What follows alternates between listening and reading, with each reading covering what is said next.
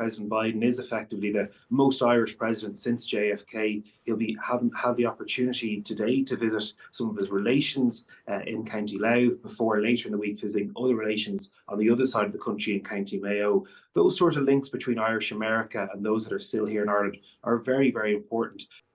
What I think, like any other representative across the Oireachtas, it's to underline the important relationship between Ireland and the US, socially, economically, culturally, and also to actually repeat the sort of things that Kate was talking about, the need for the continued US interest involvement in making sure the Good Friday Agreement works, that the Windsor framework is implemented, and ultimately that we get a Stormont re-established in Northern Ireland. For you, what will deem this trip a success? I think the fact that this trip is taking place in the first place is a success. This is only the eighth presidential visit to Ireland, or the eighth president to visit Ireland. It's a big deal for us, and it's an important opportunity to showcase Ireland to the US, but also to underline a really important alliance, one that we don't take for granted.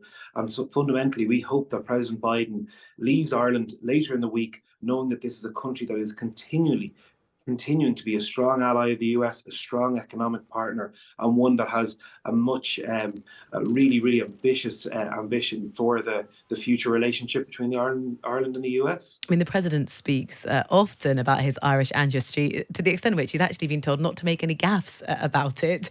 But there are already very strong diplomatic relations between Ireland and America. How do you think this visit plays into that?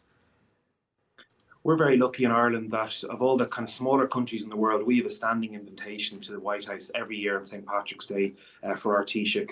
We use that opportunity, that access very importantly, to build on economic and social ties. But we're very, very grateful that President Biden is effectively the most Irish president since JFK. He'll have the opportunity today to visit some of his relations in County Louth, before later in the week visiting other relations on the other side of the country in County Mayo. Those sort of links between Irish America and those that are still here in Ireland are very, very important. And they're definitely links that we develop, that we harness, and that we nurture on the political level as well. You could argue that how he's spending his time really shows what's important. He's spending very little time in Belfast. Any thoughts on that?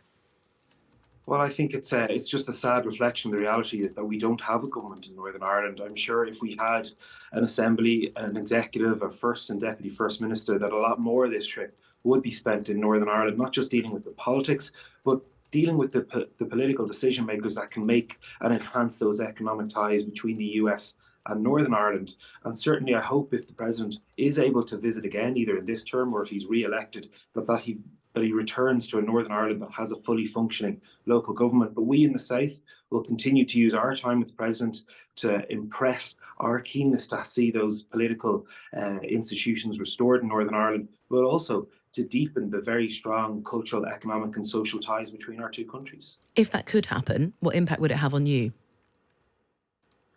If there was an executive in Northern Ireland, as a minister at the Department of Enterprise, would make my life a lot easier, speaking to investors from the US and other countries, talking to potential trading partners to know that they can invest and trade with the island as an entire entity.